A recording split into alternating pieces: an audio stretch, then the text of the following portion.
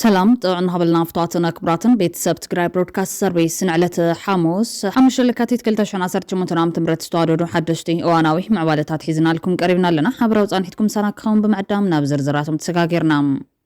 أب مونغو إثيوبيان إيرتران در تكايد هاجرنا بدي سابان أسمران لو خات سريرام IMF نمحدار أبي أحمد توسخ كينات كي كايد زولون كقارة زملكة ممرحن ممحش كونتات بانكن زب أنفت كتكبر جميرهم إذا كان زولن كلات محدار أبدو غوندر زت أود متصاودة تعويت لولا زي متصاودة بزحلفوان نابل تقراي تسلم تتفتين زفشلايم أشلو اندارش طلعت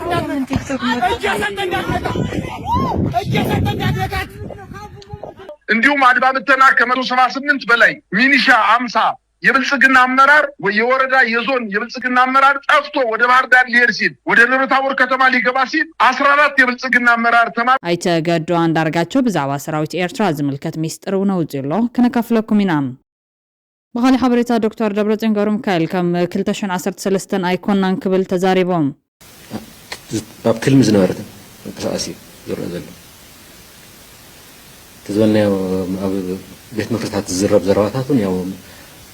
عبيد شماغلتات واحد زي ما سمعنا يوم بزع عفار قص وقنيرو بزل وبدو تقراي زنارة وتعقصوا سلام غورو تاهلنا فتحتنا وتاجرنا هنا سلام غورو بهذا اللون شيء إلنا كوردينا سرينا سلام غوري له سديدو شماغل سراويتي زأكب زلق نأكبوني صنيع لازم تقربيت مسو سلام غورو زول شماغلتات ساعة متداد بصيح مالك حكا حزغة تحكوت يعني دلاي كوينات نصو مخانو والكاو شكر بباتري بكيت فتحي زول مكست كم بركخ يزول منجست أب 2013 بجنبار فيناروا تصلمت زنبر سراوي تግራይ አዛዚ ወድጉዓይ አዘራራዊ ቃል ምሕተት ይብሎ ነዚያቶም ካልኦት አገደስት ማዕባለታትን ሒዝና ኣለና አብራው ጻንሒትኩም ምስ ትግራይ ብሮድካስት ሰርቪስ ይሆን بقدامنت أب 2013 بجنبار فيناروا تصلمت زنبر سراوي تግራይ አዛዚ ወድጉዓይ አዘራራዊ ቃል ምሕተት ይቦም ወድጉዓይ በፊናርዋ ግንባር ነይሩ ሕዳር 2013 ዓመተ ምህረት ውጋ ባላሽኻ በልጽካ ብዝብል ኣብ ዓዲ ሽሻ ሰሓርቲ ቦደን በይቲ ታሲሮም ባሪ ንጋር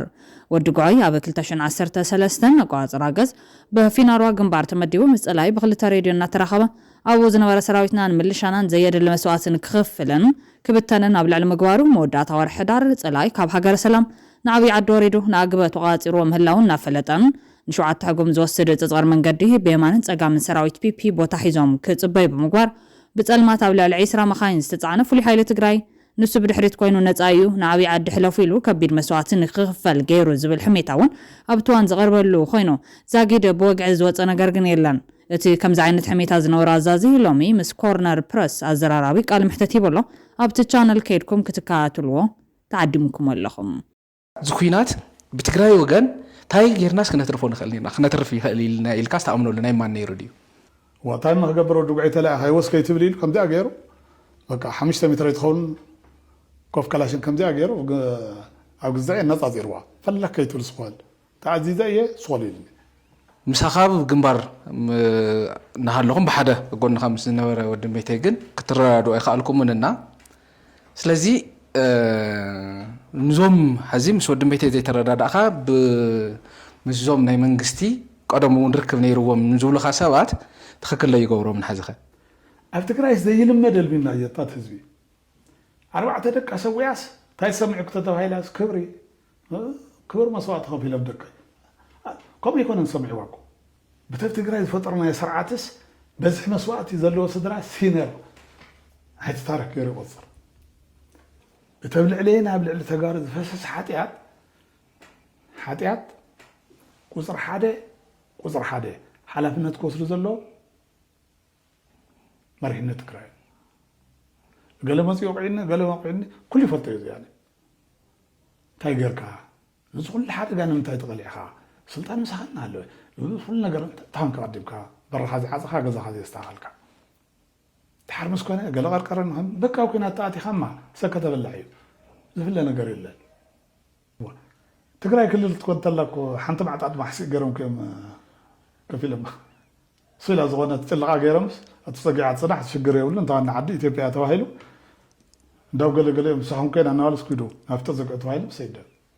بخال وقان ناي تقدان دارقاتشو بزعوا سراويت إيرترا زملكت ميسترو بزيوم تبعال سلطان نبر نفلماوان زامن اللو زلو ميستراو تدراو قداي بوغان تقراي زنقار زنبرايوم أبا كلتاشن 13 حيلتات مكل خال تقراي أبتتون كورؤوان تمر طور إثيوبيا سيرو مستناي تفترو بردون ناتواغا ناب دبر تابور كج من كالو كاب دبر تابور تملست بايلو ناب نفاس موجان ناب مكيتن غاشنان مستملسا سراويت إيرترا مكانايزد أب دبر تابور تساتيفوم كلتيوم قاتمو منبارو نفلما غيزين از ميستر زقالا بعال سلطان كوينو لهم የትግራይ ኃይሎች ወደ አማራ ክልል በገቡበት ጊዜ ከትግራይ ወጥተው በጣም በከፍተኛ ስሜት ነው ይንቀሳቀሱ የነበረው። በጣም ከፍተኛ የሆነ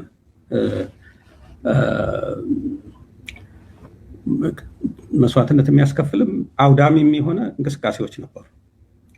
እና በዛ ጊዜ ወደ ደብረ ታቦር ያደረጉት እንቅስቃሴ አንዱ በጣም በፍጥነት ከጋሸና አካባቢ ተነስተው በፍጥነት ነው ደብረ ታቦር የደረሱት እና ያንን ለመከላከል የተለያየ መከላከያ ኃይሎች የአማራ ልዩ ኃይል ብዙ ትግል አድርገዋል። እዛ አካባቢ ያለ በተለይ ጉና አካባቢ ያለ አርሶ አደር በጀግንነት ነው የተፋለመው። ብዙ ህይወት ጠፍቷል።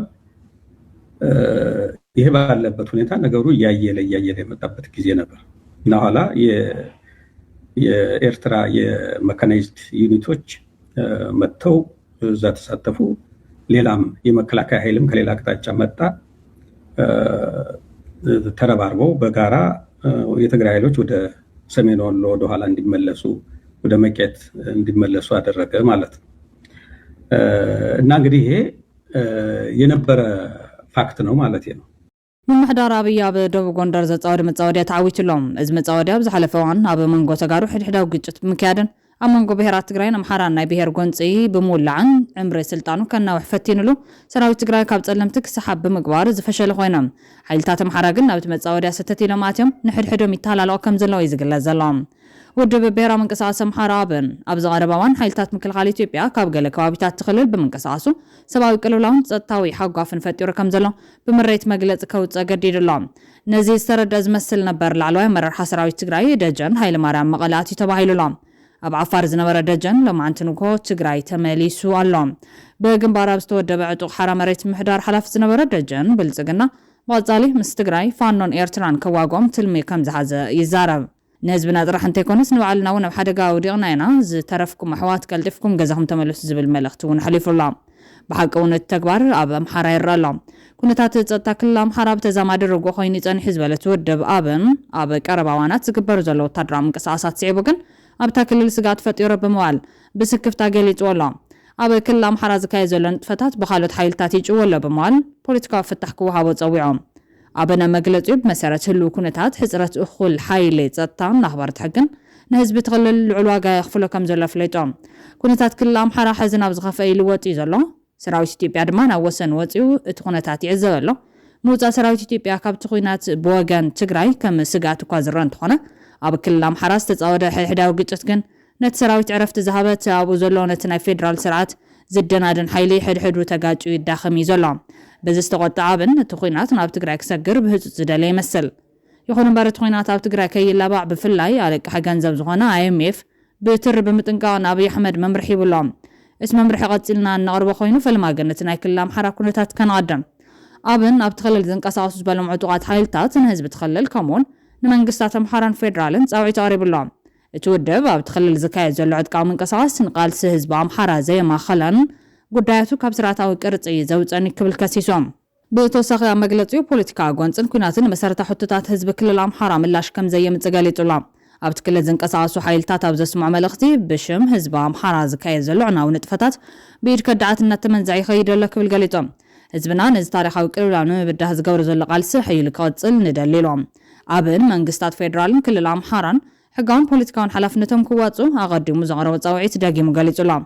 መንግስታት ፌደራልን ክልልን ነቲ ጉዳይ ፍሉይ ቆላሕታ ክገብሩሉ ዝፀዋዓብን ህዝቢ በዓሉ ሰላም ምንት ከኽብር ትካላዊ ስራሕቲ ምሕያል ብምክያድ ድሕነት ደቂ ሰባት ናይ ምሕላው ሓላፍነቶም ክዋፅኡ ተሓሳሲቦም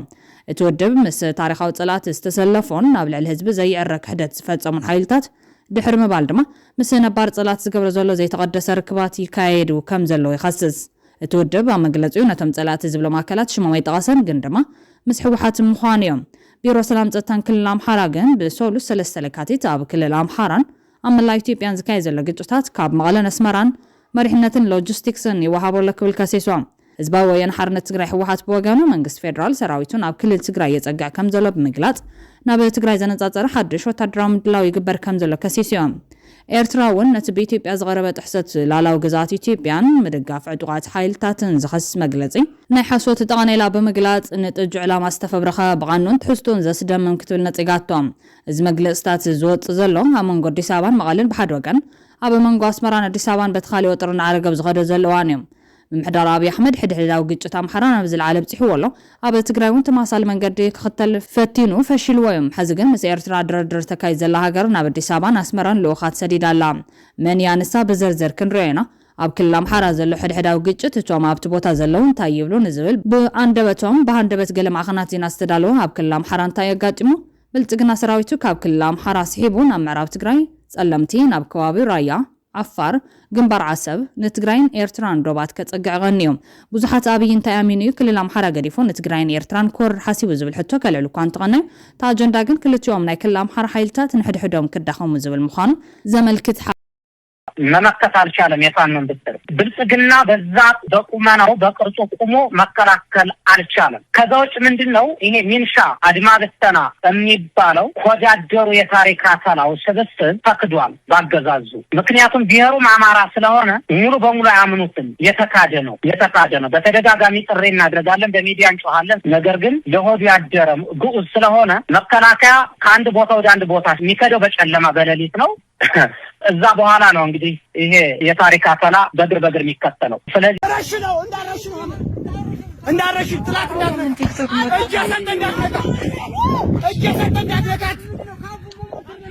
እጀሰጠ እንዳትነካ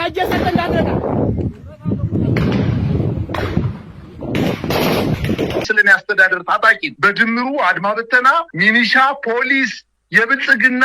አመራር የተባለ መሳሪያ ይዞ ውጃ ላይ ያለ የሰላም አስከባሪ ኃይል የሚባል በየወረዳው ተሰክስጎ የሚገኝ አጠቃላይ መሳሪያ ያነገበ ለአገዛዙ ያደረን ኃይል አፈራርሰውታል ከዚህ ቀደም እንግዲህ ለበርካታ ዓመታት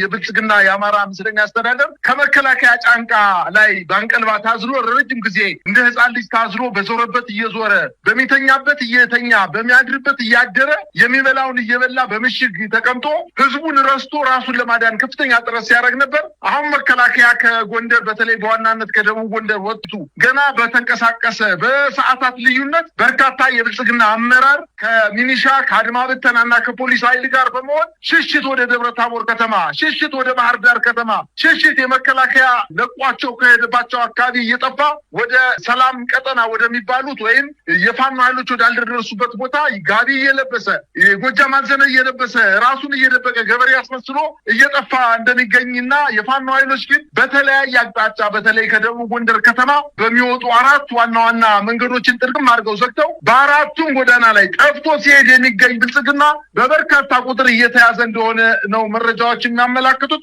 በተለይ በትናንትናው ዕለት ጠዋት የጀመረ የአራቱ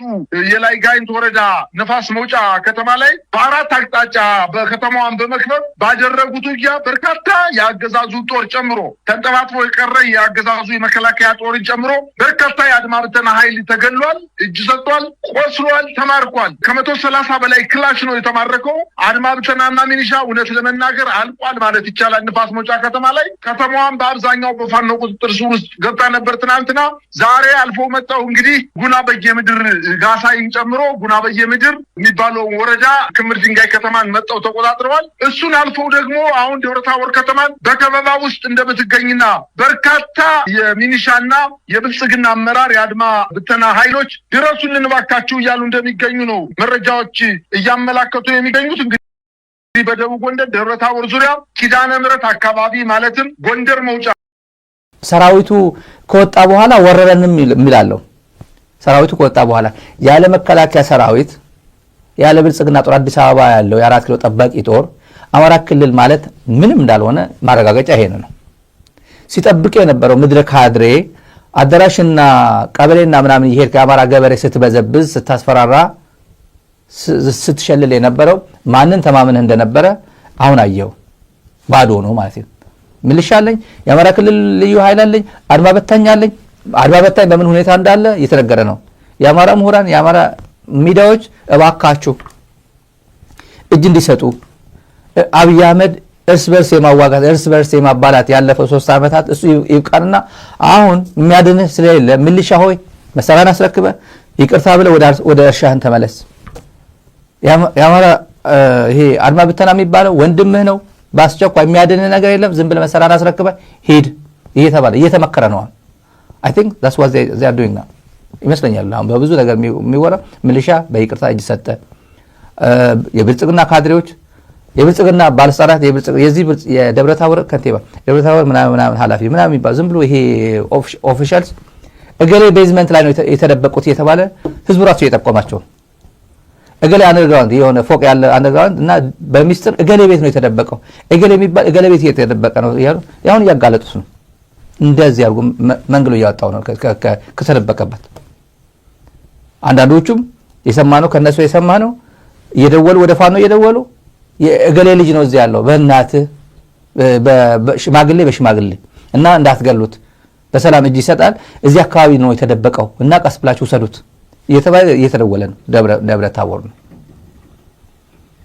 ዘመድ በዘመድ ምክንያቱም የህይወት ጉዳይ ነው እንዳትገሉትና እባካችሁ እንደዚህ ይሄን ኦፊሻል የኔ ልጅ ነው የኔ አማች ነው የኔ ምናምን ነው እየተባለ እጅ እየሰጡ ነው ከተደበቀበት ቦታና እዚ ከምዚሉን ከሎ አመንጎ ኢትዮጵያን ኤርትራን ድርድር ተካይድ ሃገርና በአዲስ አበባን አስመራን ሎኻት ሰዲዳም ድሕርቲ ሮይተርስ ዝፈነወ ጸብጻብ ብልጽግና ኣብ ኩናት ሕድሕድ ሱዳን ኣጉሊሁ ዘርኢ ምስጢራዊ ሰነድ ሚኒስተር ጉዳያት ስዑዲ ልዑል ፋይሰል ቢን ፈርሃን ብህፁፅ ናብ አዲስ አበባ ኣትሎም መገሻ ናይቲ ልኡኽ ግን ናይ ሱዳን ጥራሕ ኣይኮነን ዘሎ እንኮላይ ናይ ዓሰብ ጉዳይ ዝምልከት ምዃኑን በተመሳሳሊ መንገዲ ናብ ኣስመራ ዝተላኸ ልኡኽ ኣመልኪትሎም ሚኒስተር ጉዳያት ወፃኢ ስዑዲ ዓረብ ኣብ አዲስ አበባ ኢትዮጵያ ኣብ ዝበፅሐሉ እዋን ኣብ ስዑዲ ዓረብ ዝተመዝገበት ናይ ብሕቲ ጀት ኣልፋ ስታር ጋልፍ ስትሪም G450 HZ A22 ዝዓይነታ ካብ ሪያድ ስዑዲ ዓረብ ናብ ኣስመራ ኤርትራ በሪራ ዓሪፋ ኣላ። ካሊ ምንጭ ሓበሬታ ድማ ስዑዲ ዓረብ ኣብ መንጎ ኢትዮጵያን ኤርትራን ከም መንጎኛ ኮይና ትሰርሕ ከም ዘላ ፀብፂብሎም እቶም ብናይ በረራ ምክትታል ተዘርጊሖም ዘሎ ምስጢራዊ ጉዕዞታት ዘመልክቱ ምስልታት ከም ኩነታዊ መርትዖ ኮይኖም ስዑዲ ዲፕሎማስያዊ መየጥ ኣብ መንጎ ኢትዮጵያን ኤርትራን ኣብ ሓደ እዋን ትገብር ከም ዘላ ይሕብሩ ኣለዎም። እዚ ሓበሬታ ብኦስኒት ዝተባሃለ ምክትታል በረራ ዲፕሎማሲ ዝሕብር መርበቢ ተዘርጊሑ ዘሎ እታ HZ A22 ዝበሃል ነፋሪት ስዑዲ ዓረብ አልፋ ስታር ጋልፍ ስትሪም G450 ቢዝነስ ጀት ምዃና ካብ ዳታቤዛት አቪዬሽን ተረጋጊጹሎም ቢቢሲ እውን ሓድሽ ኣብ ዘርጉ ሓበሬታ እዚ ናይ ዓሰብ ምስሓብ ናበይ ክመርሒ ዝብል ሕቶ ብምልዓል ብወገን ኢትዮጵያ ሳልሳይ መንጎኛ ከኣቱ ድሌት ከም ዘለዎ ሎማዓንቲ ፀብፂብሎም ኢትዮጵያ ካብ ኩናት ዘይነስ ወጥሪ ብምፍጣር ናይ ምትእታው ሳልሳይ ወገን ክህሉ ከም እትደሊ ይገልጽ። ምስሓብ ክልቴን ሃገራት ናብ ወታደራዊ ግጭት እንተምሪሑ እቲ ኩናት ናይ ኢትዮጵያን ኤርትራን ጥራሕ ኣይኸውንን ዞባውን ዝሓሰመን ክኸውን ክብል የጠንቀም። ግብፅን ሶማልያን መንግስቲ ኤርትራ ክድግፋ ከለዋ እስራኤልን ሕቡራት ኢማራት ዓረብን ድማ ንኢትዮጵያ ከም ዝድግፋ ይሕበር። ብኻልእ ወገን ኢትዮጵያ ምስ ስዑዲ ዓረብ ናይ ነዳዲ ንግድን ወፍርን ስምዕነት እኳ እንተሃለዋ ሕቡራት ኢማራት ዓረብ ኣብ ጎኒ ኢትዮጵያ ስለትስለፍ ግን ገጻ ናብ መንግስቲ ኤርትራ ከተቐንዕ ከም ትኽእል ይገልጽ። እዚ ግጭት እንተተጀሚሩ ኣብ ኤርትራን ኢትዮጵያን ጥራሕ ተሓፂሩ ዝተርፈ ኣይኮነን ከም በዓል ግብፂ ዛምሰላ ካልኦት ሃገራት እውን ነዚ ዕድል ተጠቒመን ኣእዳወን ብምትእታው ድሌታተን ንምውሓስ ክንቀሳቐሳ ክግደዳ እየን ይብል። ኣብቲ ዝውላዕ ውግእ ከም ኢራንን ቻይናን ዛምሰላ ሓያላት ሃገራት ኢደን ከእትዋ ከም ዝኽእላ ዝገልጽ ኣቦ ሓሸም ነተን ኣብ ዞባ ዝርከባ ሃገራት ኣብ ድኽነት ንኽነብራ ዘገድድ ክብለ ረድዮም። ብተወሳኺ ከም ኢትዮጵያ ሱዳንን ሶማልያን ዛምሰላ ሃገራት ናብ ምብትታን ዘምርሕ ግጭት ክኸውን ከም ዝኽእል ይዛረብ። ኣብ ኤርትራ እውን ተመሳሳሊ ሕንፍሽፍሽ ከስዕብ ከም ዝኽእል ይረድእ። እዚ ኸይኸውን ግን ስዑዲ ነቲ ሽምግልና ጀሚራቶላ ክጥቕለልን ከሎ ግን ስዑዲ ዓረብ ልኡኻን ኣብ አዲስ አበባ ዝለኣኸትሉ እዋን ካሊእ ናይ ስዑዲ ናይ ብሕቲ ጀት ካብ ሪያድ ናብ ኣስመራ ከም ዝበረረት ዝገልጽ ትንታነ ኦስኒት ስዑዲ ዓረብ ኣብ መንጎ ኢትዮጵያን ኤርትራን ትሽምግል ከም ትኽእል ይሕብር ኣሎ። ስዑዲ ዓረብ ንኢማራት ካብ የመንን ሶማልያን ናብ ዝሓለፈ ሰሙናት ከም ዘባራርታ ይፍለጥ። ብዘይካ እዚ ቤት ጽሕፈት ፕረዚደንት ቱርኪ ኣብ ዘርግሖ እዋናዊ መግለጺ ኣብ ዝመጽእ ሰሙን ፕረዚደንት ጠይብ ኤርዶጋን ናብ አዲስ አበባ ከኣቱ ምዃኑ ብርሂሎም ክልቴን ሃገራት ኣብ ኢትዮጵያ ዓበይቲ ኢንቨስትመንት ካብ ዝገብራ ነዊሕ ዓመታት ፀንሓየን። ኢትዮጵያውያን ሰራሕተኛታት ኣብ መቁፃሩን ቀዳሞት እየን ኣብ ሕርሻን ኢንዱስትሪን ካብ ማንም ዘይነስን ኢትዮጵያ መሻርክትን መሓዙትን እየን ኣብ ሶማልያ ድማ ብሓባር ሰርሓ ዘለዋ እየን ቱርኪን ኢትዮጵያ ሰባልቦ ነፈርቲ እውን ብምዕጣቕ ብመንፅር ጸጥታን ድሕነትን ወሳኒት ምዃና ይንረስዕ ዝተደማሚሩ ኣብ ዞባ ምብራቕ ኣፍሪካ ዘለና ተራ ኣዝዩ ሓያልን ሰፊሕን እዩ ኣብ ሓፂርን ነዊሕን ግዜ ዝደልናይ ናይ ምግባር ዓቕሚ ኣለና ዝብል መልእኽቲ ብምትሕልላፍ ኣብይ ናብ ዘይወፁ ዓዘቕቲ ከይኣቱ ከጠንቅቓ ምዃነን ተንተንቲ ይሕብሩ ኣለዎም ስዑድ ዓረብ ብመንፅር ምስ ኢትዮጵያ ዘለዋ ቅርበት ከበባ ንምፍጣር ወይ ልዑል ጸቕጢ ንምፍጣር ንሽተ ባጀት ምምዳው እኹል ምዃኑ ዝፍለጥ ኮይኖም ኣብ ትግራይ ዝነበረ ኩናት ቴክኖሎጂ ሰባልቦ ነፋሪትን ውልቃዊ መከላኸሊ ናውትን ዘቕረበት ቱርክ እውን እንተኾነ ዝደለየቶ ክትገብር ኣይትኽእልን ምባል ኣይካለን ነዚ ዘርዚርናዮ ዘለና ስትራቴጂካዊ ምትእስሳር ሽርክነት ንምጥንኻር መንግስቲ ኢትዮጵያ ኣብ ምብራቕ ኣፍሪካ ዘሎ ዞባዊ ምስፍሕፋሕ ኢማራትን ንሳ ትድግፎ ምልሻ RSFን ብዝመልከት ኣብይ ኢዱ ከልዕል ክሓታ ምዃነን እውን ይመነላ ክፍለት ዘሎ ዞባዊ ሽርክነት ቀርኒ ኣፍሪካ ካብ ግብፂ ክሳብ ጅቡቲ ካብ ሶማልያ ክሳብ ኤርትራ ኣብ ኢድ ቱርክን ስዑድ ዓረብን እዩ ዘሎ ኣብየን ብልጽግናን ቱርክን ስዑድ ዓረብን ነቲ ክግበር ዝኽእል ዲፕሎማስያዊ ጻዕርታት ብመንፅር ሃገራዊ ረብሓ ኢትዮጵያ ዶ ወይስ ብውልቃዊ ረብሓ ንጉስ ኢማራት ከመዛዝኑ ትፅቢት ይግበር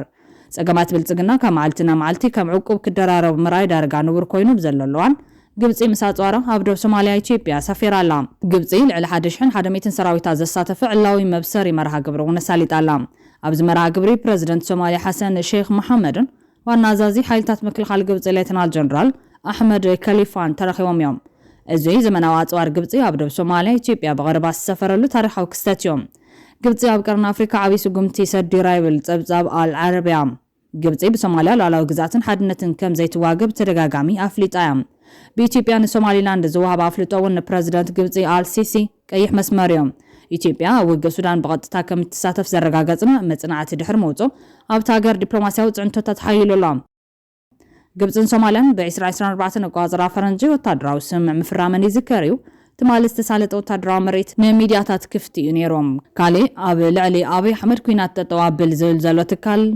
ትካል ገንዘብ ዓለም IMF እዮም ኣብ ክልላት ኦሮሚያን ኣምሓራን ዘሎ ግጭት ጠጠው ክብል እዩ ዘሎም ብሰንኪ ኩናት ትግራይ መደባት ከይሳለጥ ተዓጊቱ ዝነበረ ካብ 2010 ጀሚሩ ዝተሃንቀወሉ ጉዳይ ድሕሪ ስምምዕ ፕሪቶሪያ ስርሑ ጀመረ IMF ዳግም ኣብ ትግራይ ኩናት ክልዓል ከም ዘይፈቅድ የረጋጊጹ ዘሎም እዚ ማለት ግን ሚትሚታዊ ኩናት ኣይልዓለን ኢልካ ንምድምዳም ኣጸጋሚ እዮም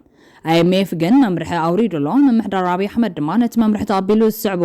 ናይ IMF ዝጠቕሙ ምሕሻት ገንዘብ ገይረ ኢሉሎም ዝርዝር ሓድሽ መምርሒ ሸርፊ ወጻኢ ካብ ብሄራዊ ባንኪ ኢትዮጵያ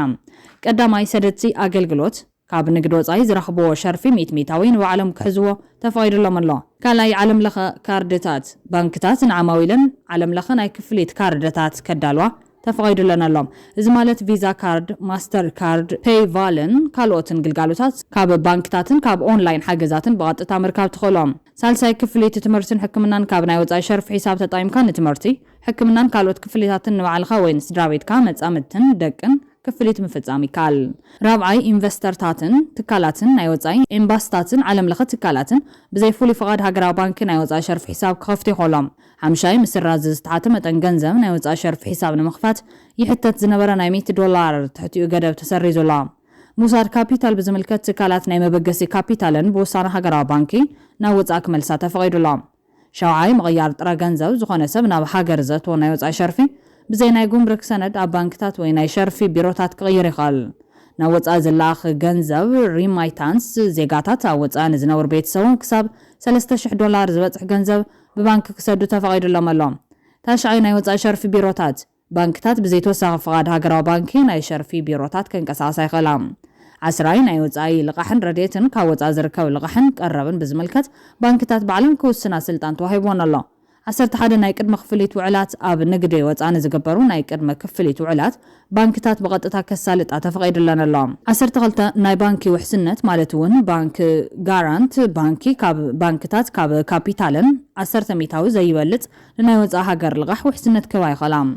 13 ክፍሊት ቪዛን ጉዕዞን ባንክታት ንሕክምናን ትምህርትን ዝኸውን ክሳብ $20,000 ዝበፅሕ ክፍሊት ብዘይ ቪዛን ትኬትን ክልእኻ ተፈቒዱሎም 14 ውፃእ ትርፊ ናይ ወጻኢ ኢንቨስተርታት ዘርብሕዎ ትርፊ ናብ ወጻኢ ክሰዱ ተፈቒዱሎ 15 ናይ ሸርፊ ቢሮታት ካፒታል ሓደ ዓመት ዘገልገለ ቢሮታት 30 ሚልዮን ብር 6 ወርሒ ዘገልገላ ድማ 15 ሚልዮን ብር ክሕዛ ይግደዳ 16 ትርፊ ቢሮታት ናይ ሸርፊ ቢሮታት ካብ ዝሕዝዎ ጥረ ገንዘብ ካብ 25 ሚታውን ላዕሊ ትርፊ ተረኺበን ነቲ ተረፍ ንባንክታት ክሸጥ ኣለወን